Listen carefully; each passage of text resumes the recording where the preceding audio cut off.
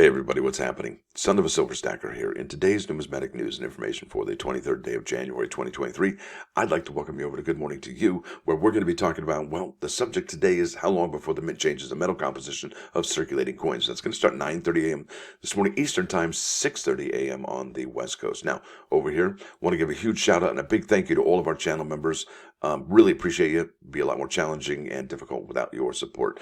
And you can join. It's $1.99 a month. I think that works out to about less than 7 cents per day. Now over here to JM Bullion, looks like gold is up 289 to 1937.41. Silver down 13 cents to 24.04. Platinum up 285 to 1063. And check that out. Palladium only up 65 cents to 1774.08. And would you looky there? Now, the premium on the American Silver Eagles with a quantity of 1 through 19 with a credit card PayPal payment is still around $16.50 premium.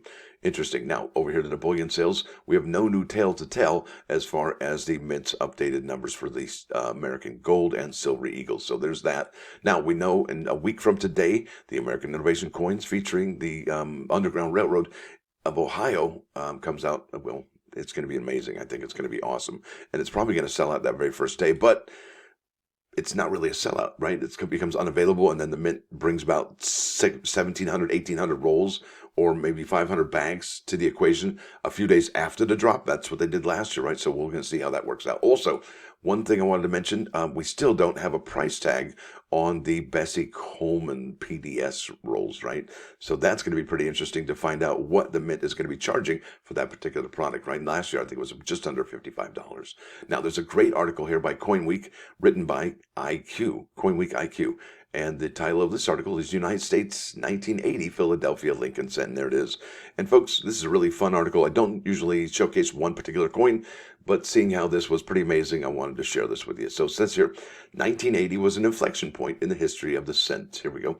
Look at this $10 word. It says here, the penultimate date struck from the majority copper alloy in use since the early 1960s, the 1980 Lincoln cents were struck and issued against a backdrop of uncertainty about the denomination as successive administrations tested new compositions and pondered its elimination. Absolutely interesting, isn't that? So we're kind of in a similar story to that right now. The coins themselves are not remarkably rare by any measure, but the years surrounding their issuance saw a shortage of cents in circulation, a problem that had dogged the Treasury Department and the United States Mint for years. Are we going through a circulation problem right about now? Yeah. This, alongside a major collectible double-die variety of the date and condition rarities at the upper end of the grading scale, make the 1980 Lincoln cent quite a bit more interesting to the collector than meets the eye. And absolutely, and I'll show you some of the things you can look for well, I'll just show you. It's amazing. These coins, these 1980 Lincoln Philadelphias, are still available, and it would be really fun to actually look for that error. So it says here, the copper problem persists. The cent's composition had been a bugbear. I guess I don't know what that is. A problem, I guess, something not good for the U.S. Mint since the early 1970s. Increasing copper prices drove up the cost to manufacture these cents, raising the specter of negative seigniorage and its attendant hoarding. So seigniorage is the money they make from minting coins, right? So they make more seigniorage from coins like the dollar coins, right? So between 1973 1975, the Mint experimented with a number of alloys to replace the 95% copper, 5% zinc alloy that had been in use since 1962. Now, it says here one of the most famous 20th century patterns resulted from this. Aluminum Lincoln cents dated in 1974 struck to test the cheaper metal's coinability. Now, more than 1.5 million of these aluminum patterns were struck at Philadelphia. Yeah, I'll show you that in a second. Now it says here, our coin profile of the 74 Lincoln cents, and that's found here. This hyperlink provides further detail about this issue. Now let's go over here to, whoops, that's not it. There it is. Nope, not it. There it is. Yay. Lincoln cent modern price guide. All right, I'm just going to pop down here to the 1974 aluminum, and yeah, there's one in existence, okay? One, just one. And we are at PCGS coin guide, and yeah, look at that. 1974 aluminum, yeah, wow. 160,000 in MS. 1974 D aluminum, so P and a D, 250. Isn't that incredible? That's just a lot of money. Now, there we go. Now you got the history of the aluminum. There's one in existence from each mint, okay? Now, despite seeing that we know of, right? Despite seeing a retreat in copper prices in the mid-70s, inflation in the late 70s, and early 80s drove the price of copper up again. Gosh, there's all these things that are happening right now. Inflation, okay? Talking about changing the metal composition, circulation problems. Yeah, a lot of parallels happening here I think we need to recognize. Now, it says here, underscoring the need of a less expensive alloy. Okay, we're right there, less prone to market volatility. Now, we're right there again. Tests continued in 1980 and 1981, even as the mint continued to strike 95% copper, 5% zinc coins. In 1980, the Philadelphia Mint struck 7 billion copper cents, right? Isn't that incredible? 7.5 billion, really. And that's quite a bit. There's nothing remarkable about that. There's no low mintage there, right? That's a tremendous amount of coins. Now, it says here, by that time, according to David Lang's Complete Guide to Lincoln Cents, the 1974 obverse hub was showing its age, resulting in weaker large dates and on cents struck between 80 and 82. That will not be as sharp as the dates immediately preceding, right? So cent hoarding began in the 1970s, okay, fueled by at least two motives. Number one, consumers and collectors were simply pulling them out of circulation and not using them in commerce. And number two, speculators were removing them in anticipation that copper's increasing price might allow them to sell the coins at a premium over face value. Well, guess what they did? You can't think for yourself, right? No getting over, because in 1974, then Mint Director Mary Brooks publicly encouraged people to spend their cents rather than hoarding them, and new rules were promulgated that made melting down cents punishable by a fine of up to $10,000 or 5 years in prison. Isn't that interesting? June 1974 was declared Penny Redemption Month. I wonder if the Mint would do anything marketing like this, or the Treasury would do anything interesting like that. Now, Second Lady Betty Ford and Helen Bernstein, the wife of Chairman of the Federal Reserve System Arthur Burns, personally brought cents to the National Savings Trust Company in Washington, D.C. People who brought in $5 or more in cents would receive a special citation from the Treasury Department. Yay, you did your part. Now, the Pennies for Bonds program offered a $25 U.S. savings bond in exchange for $25 worth of Lincoln cents, right? That's a whole box. The month-long effort was extended. A June 11, 1974 press release provided a number of reasons not to hoard cents. Yeah, don't do that. We don't like it. It's not good. You might make money on it. Now, it says here copper prices cooled in the mid-70s, but the respite was short-lived, right? But by the late 70s, inflation drove the prices back up and hoarding resumed. There you go. Now, on July 5, 1979, the next Mint director, Stella B. Hackle, announced that no mint marks would be applied to any cents struck for circulation. Remember, they did that back in, the mid-60s, reasoning that the elimination of any distinction among coins struck at the 4 mint locations should increase the circulating 1-cent pool. She said collectors were removing coins bearing the D mint mark from circulation. What is that all about? She eventually backed down after an outcry from collectors, but cents continued to disappear from circulation. Here we go. By the early 1980s, the country was again facing a shortage of cents. The Washington Post reported that despite combined cent production across mint branches in 1980 increasing 20% over 1979 production figures, cents were still disappearing, baffling Treasury officials.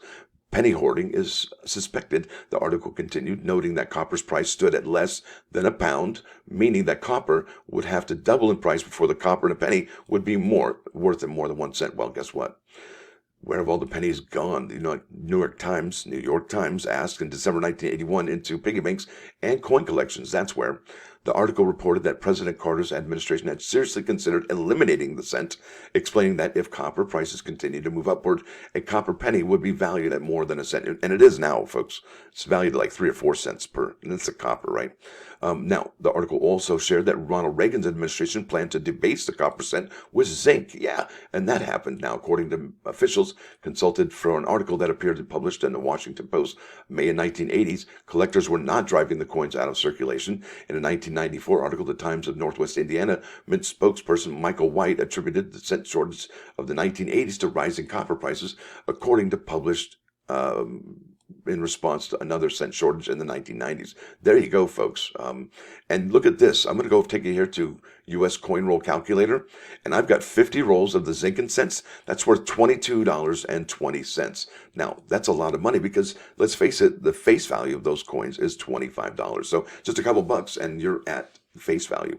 Now, it says here, creative sources of copper were suggested. On June 25, 1980, legislation was introduced by the 96th Congress. Representative Lawrence McDonald from, looks like Georgia, Democrat, calling for the unpopular Susan B. Anthony dollars to be melted and the copper recoined into cents. The bill never received a voter after being referred to the House Financial Services Committee. Despite the increasing copper prices and hoarding, the Mint continued to strike 95% copper cents in large numbers in 80, 81, and into 82. Now, that's when they switched to zinc and cents, right? With copper prices rising, changing the cents composition became inevitable. And in 1982, the Mint began striking copper-plated zinc and cents.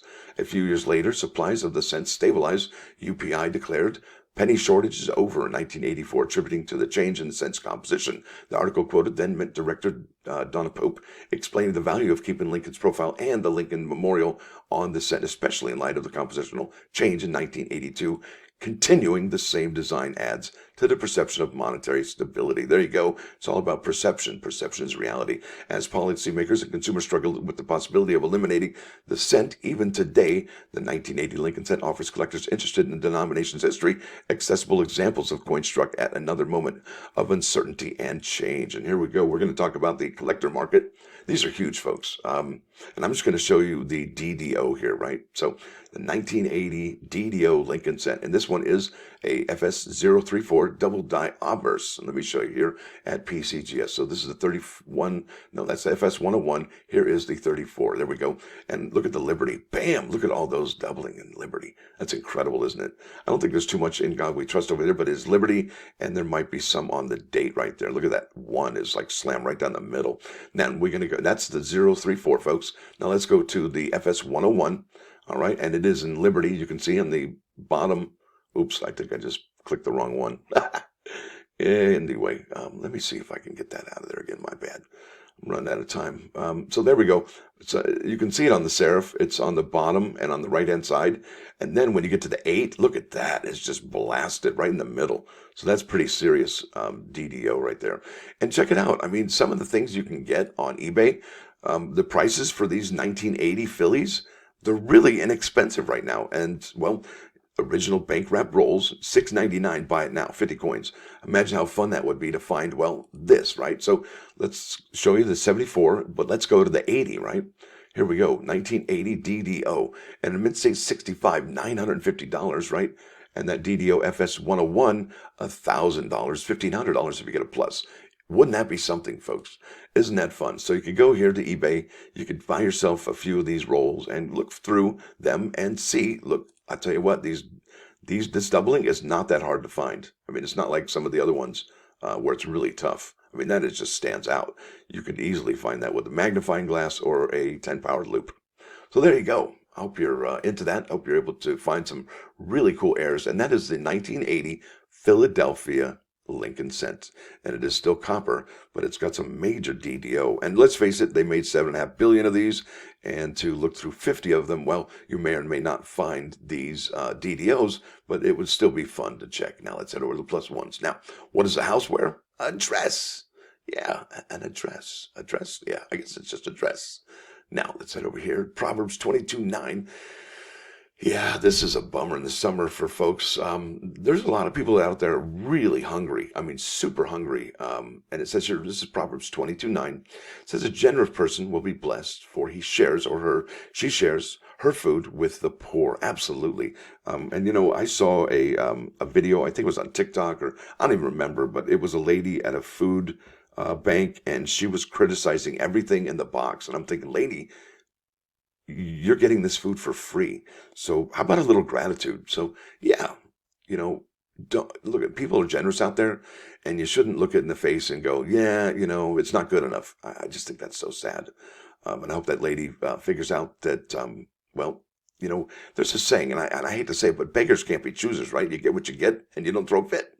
I think that's pretty self-explanatory. Now let's head over here to the music action, the 99.939's fine. KOI Coin News Network, and this is Temple of the Dog, Hunger Strike, Temple of the Dog from 1991.